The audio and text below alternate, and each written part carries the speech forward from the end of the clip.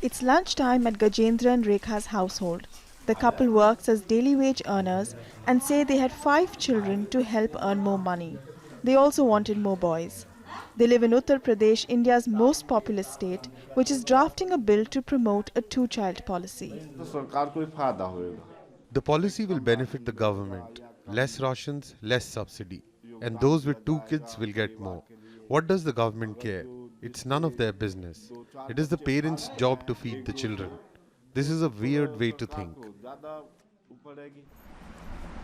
The state's two-child policy bars families from several welfare schemes, including food subsidies, in one of India's poorest states. The government says this will improve development, but opposition parties believe the aim is to deepen the communal divide ahead of next year's state elections. The state is governed by Prime Minister Narendra Modi's Bharatiya Janata Party, whose members have promoted the idea that Muslims have too many children, threatening India's Hindu majority. Al Jazeera reached out for a comment, but our request was denied. Those behind the bill want to bring down Uttar Pradesh's total fertility rate to 1.9 by 2030.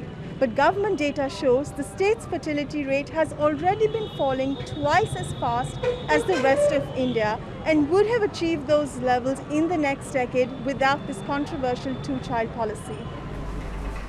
NIDHI WASADE, whose patients include poor and rural women, advocates for fewer children, but says that a restrictive policy could make things worse. What can happen is, since our country is a male-dominating country, so it might lead to increase in illegal abortions, which I feel we need to check on, because though everything is illegal, but there are places, everybody knows the fact about it.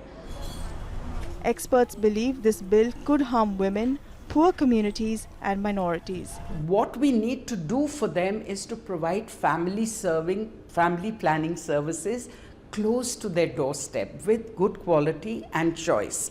Education will take time. It is a magical contraceptive for women's future, their growth, their empowerment. The bill has gained traction in other BJP-governed states.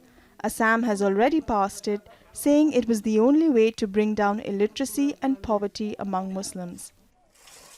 But families like Gajendra's, who depend on subsidies to feed their families, believe this law will leave people like them worse off. Pavni, Mittal, Al Jazeera, Bulandshahr, Uttar Pradesh.